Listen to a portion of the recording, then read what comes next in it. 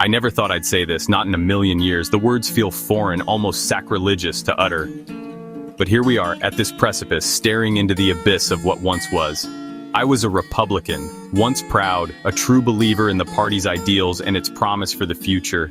I wore the elephant pin with honor, now disillusioned, watching the wreckage of what I held dear. The disappointment is a heavy weight. The party of Lincoln and Reagan is gone, a distant memory fading into the annals of history. Their principles, their vision, lost in the fog of today's politics, replaced by a hollow cult of personality, where loyalty trumps, no pun intended, ideology, and blind faith reigns supreme. Today, to call oneself a Republican, to openly identify with the GOP, is to invite pity or scorn, a mark of shame in polite company. The elephant has become a symbol of something unrecognizable.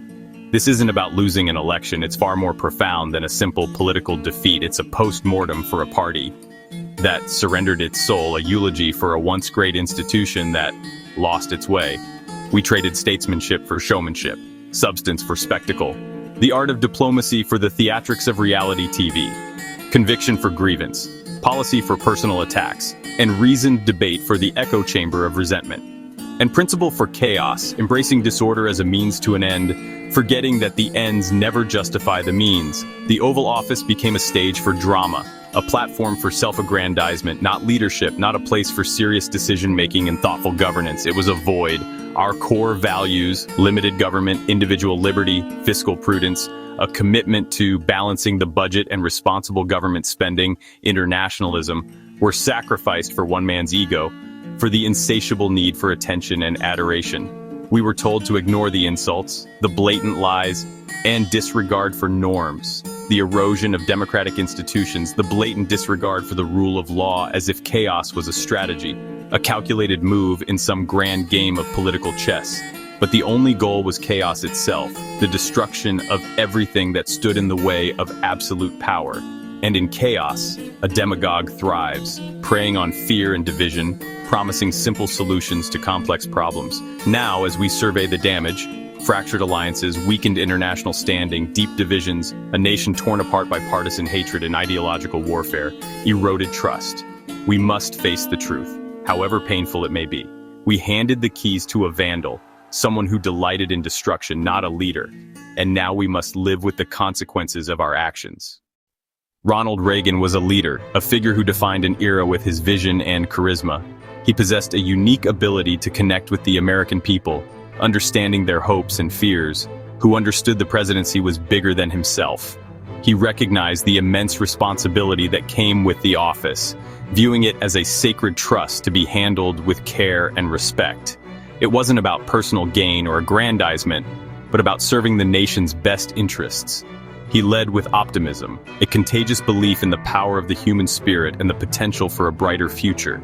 His optimism wasn't naive, it was a deliberate choice, a conscious effort to inspire hope and confidence in the face of challenges, believing in America's promise and the goodness of its people. He saw the best in everyone, fostering a sense of unity and shared purpose. He championed the values of freedom, opportunity, and individual responsibility, reminding Americans of their unique heritage and potential. Reagan projected calm and confidence, even during times of crisis. His steady demeanor reassured the nation and projected an image of strength to the world. He was a master communicator, able to articulate complex ideas in a clear and compelling manner, uniting the nation in uncertain times. He appealed to our shared values and aspirations, reminding us that we are all Americans, regardless of our differences. He sought common ground and built bridges across partisan divides. In contrast, Trump's leadership was about domination, not inspiration, a stark departure from the principles of unity and service. His approach was often divisive, prioritizing personal loyalty over the common good, dividing the country into loyalists and enemies. This created a climate of animosity and distrust, undermining the foundations of our democracy. Every day brought new grievances and distractions, not solutions. The focus shifted from addressing pressing issues to engaging in endless controversies and personal attacks. Reagan built consensus. Trump sowed conflict. One sought to unite, the other to divide, leaving a legacy of discord and division. On the world stage, Reagan combined strength with diplomacy, projecting American power while engaging in meaningful dialogue with allies and adversaries alike, forging alliances and commanding respect. He understood the importance of international cooperation and the role of America as a global leader. Trump's second term saw alliances treated as burdens, a transactional approach that undermined long-standing partnerships, treaties torn up, signaling a retreat from global leadership and a disregard for international norms, and allies alienated. This isolationist approach weakened America's influence and created a vacuum for other nations to fill. Our global standing crumbled as trust in American leadership eroded and our credibility was questioned, as instability replaced strength. The world became a more dangerous and unpredictable place, with America's role diminished. Reagan wielded power with restraint. Trump brandished it recklessly. One understood the weight of responsibility. The other seemed driven by impulse and ego. The presidency became a source of anxiety, not assurance. Instead of providing stability and direction, it generated uncertainty and fear. This was not leadership. It was abdication. A failure to uphold the values and responsibilities of the office, leaving a void at the heart of American democracy. The consequences for American influence and security, both at home and abroad, have been catastrophic. The damage done to our alliances, our reputation, and our standing in the world will take years to repair. Reagan was called the great communicator for good reason. He used the presidency to persuade, unify, and inspire, speaking to our better angels. His words carried dignity and hope, making Americans proud. Trump's communication was a barrage of online tirades, coarse, divisive, and self-serving. There was no persuasion, only proclamation, no unity, only division. Reagan's humor was self-deprecating and disarming, building connection. Trump's humor was cruel, mocking, and used to alienate. Reagan's wit made him relatable. Trump's barbs deepened toxicity. Where Reagan invited us in, Trump cast people out. The difference poisoned our political discourse. Communication became a weapon, not a bridge. The result, a nation more divided than ever. Reagan was underestimated intellectually, but he was a man of ideas. He read deeply, developed a coherent worldview, and made decisions rooted in principle. Trump, by contrast, boasted of not reading and dismissed expertise. His decisions were impulsive, driven by ego and the news cycle. Reagan welcomed debate and surrounded himself with knowledgeable advisors. Trump purged dissenters, preferring sycophants over experts. Reagan's humility fostered wise leadership. Trump's arrogance led to chaos. Policy became improvisation, not strategy. The dismissal of science and expertise was not a bug, but a feature. Disagreement became disloyalty, and the nation paid the price. Reagan's foreign policy was trust but verify, principled, pragmatic, and effective. He negotiated from strength, insisted on verification, and built historic alliances. His diplomacy led to real arms control and global stability. Trump's approach was, believe me, transactional, impulsive, and self-centered. He trusted his own instincts over decades of experience, favoring flattery from dictators over counsel from allies. Summits became TV spectacles, not substantive progress. Reagan valued alliances as force multipliers. Trump saw them as burdens. Our reliability vanished and adversaries filled the void. America became isolated, its influence diminished. We traded trust for empty praise. The world grew less safe, and so did we. Reagan's patriotism was deep, inclusive, and aspirational. He saw America as a beacon, inviting all to share in its promise. His love for country was humble, not boastful. Trump's patriotism was loud, exclusionary, and performative. It was about dominance, not ideals. About who to hate, not what to build. Reagan respected democratic institutions and the peaceful transfer of power. Trump attacked those institutions, treating them as obstacles to his will. The press became the enemy, the military and judiciary targets of scorn. True patriotism builds. Trump's tore down. A flag pin is not enough. Respect for our institutions is what keeps us free. A real patriot defends democracy, not just its symbols. Reagan surrounded himself with strong, independent advisors who challenged him. He believed debate produced better decisions and welcomed dissent. His administration valued expertise and process, leading to thoughtful policy. Trump demanded loyalty above all, filling his cabinet with yes-men. Dissenters were fired and expertise was sidelined. The result? Chaos, incompetence in policy made on a whim. Reagan's model fostered deliberation, Trump's bred dysfunction.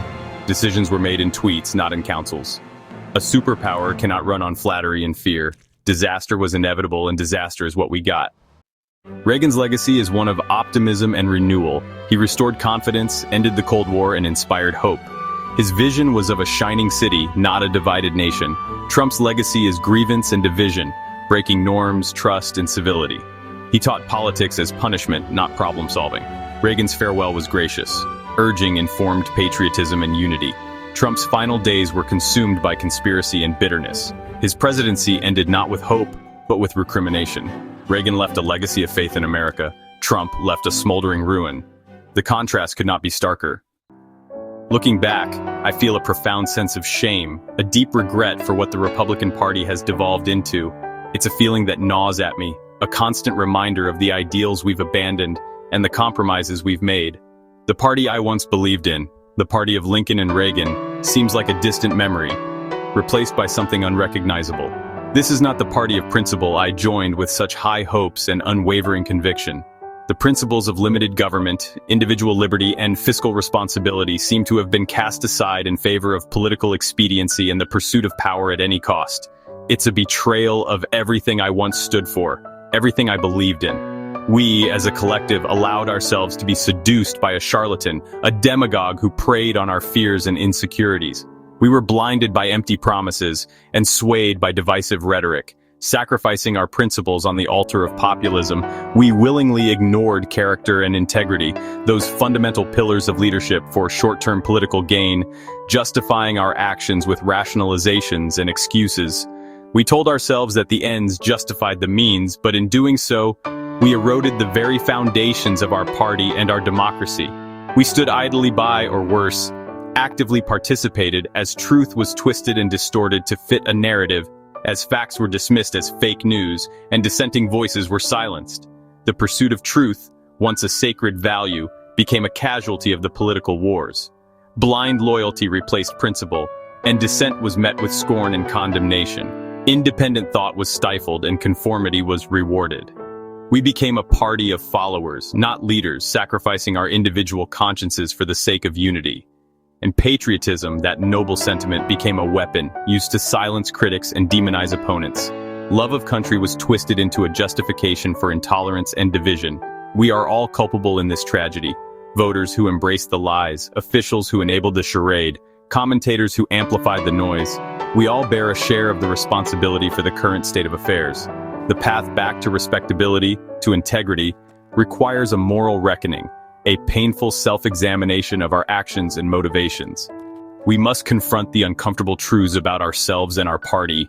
It demands a rediscovery of humility, an acknowledgement of our fallibility, and a willingness to learn from our mistakes. We must cast aside arrogance and embrace a spirit of openness and self-reflection. It requires integrity, a commitment to honesty, and ethical conduct in all our dealings. We must hold ourselves to the highest standards of behavior, even when it is difficult or unpopular. And above all, it demands honesty, a willingness to speak the truth, even when it is uncomfortable or inconvenient. We must reject the culture of lies and deception that has poisoned our politics. We must reject the politics of grievance and division and embrace aspiration, a vision of a better future for all Americans. We must focus on what unites us, not what divides us. Rebuilding trust in our institutions, which have been so badly damaged, is a monumental task, a long and arduous process that will require patience, perseverance, and an unwavering commitment to the common good. But it's absolutely necessary if we are to preserve our democracy and ensure a brighter future for our children. We owe it to Lincoln and Reagan, those giants of our party, to reclaim their legacy and restore the Republican Party to its former glory. And we owe it to future generations, to leave them a country that is worthy of their inheritance. We need leaders who inspire us to be our best selves, not incite us to hatred and division. Leaders who appeal to our better angels, not our basest instincts. We need statesmen, not showmen. Individuals of character and integrity who are committed to serving the public good, not their own self-interest. The grand old party, as we once knew it, may be dead, a casualty of its own excesses and failures. But its core principles, freedom, democracy, and the rule of law, are timeless and worth fighting for. Worth defending against all enemies, foreign and domestic. The first and perhaps most difficult step is to admit our shame, to acknowledge our failures, and to take responsibility for our actions. Only then, only after we have confronted our past, can we begin the slow, painful, but ultimately necessary work of rebuilding, of restoring our party and our nation to their former greatness.